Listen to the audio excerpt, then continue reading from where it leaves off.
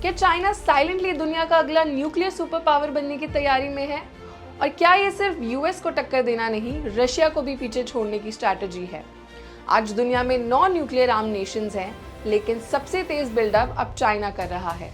According to the status of world nuclear force 2025 federation of America, Russia के पास 5,449 plus nuclear warheads हैं, जो कि दुनिया का सबसे बड़ा स्टॉक पाइल है। उसके बाद यूएसए के पास 5,277 वॉरहेड्स हैं और तीसरे नंबर पे आता है चाइना विद 600 वॉरहेड्स, जो 2023 में सिर्फ 410 था। सिर्फ 2 साल में चाइना ने 190 प्लस वॉरहेड्स का इंक्रीज किया है, which is the fastest nuclear expansion in the world. लेकिन सवाल ये है कि चाइना ये सब कर क्यों रहा है? क्या ताइवान पर कब्जे का प्लान है? क्या इंडो पैसिफिक में यूएस मिलिट्री प्रेजेंस से थ्रेट महसूस करता है? या ये सब एक बड़ी स्ट्रैटेजी का हिस्सा है, रशिया को क्वाइटली ओवरटेक करने का? चाइना 300 प्लस नए ICBM सिलोस बिल्ड कर रहा है, मोस्टली जिंगजियांग और गंजू रीजन में। DF-41 मिसाइल्स डिप्लॉय हो रहे हैं, जिससे मल्टीपल न्यूक्लियर वॉरहेड्स ले जाए जा सकते हैं।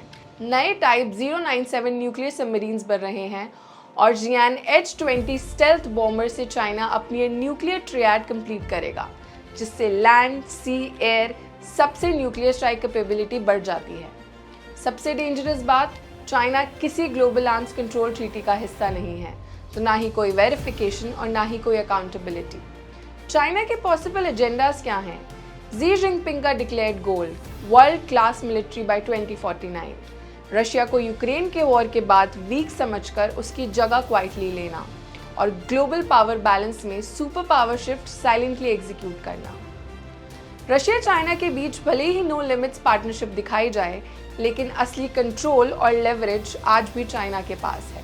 बाकी देश कुछ बोल क्यों नहीं रहे? ऐसा इसलिए है क्योंकि सबका फोकस यूक्रेन और गाजा पर है।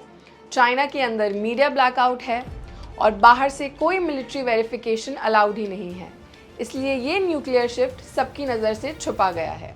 तो जब दुनिया यूक्रेन और गाजा पर फोकस कर रही है, चाइना क्वाइटली एक न्यूक्लियर गेम चेंज एग्जीक्यूट कर रहा है, बिना किसी शोर और स्पॉटलाइट के।